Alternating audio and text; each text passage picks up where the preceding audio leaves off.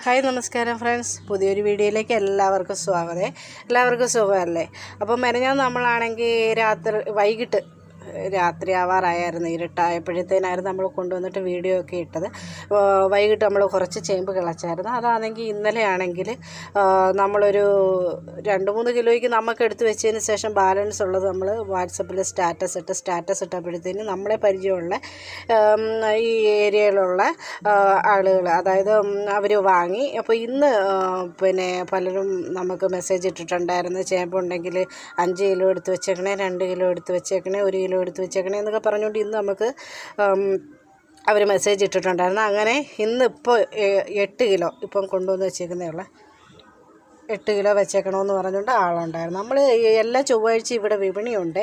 ആ വിപണിയുടെ വിലയ്ക്ക് നമുക്ക് പരിചയമുള്ളവർക്ക് സാധനങ്ങൾ കൊടുക്കും. വലിയ കൃഷിക്കാരിയൊന്നും അല്ല ഞാൻ, ഒരു ചെറുകിട കൃഷിക്കാരി.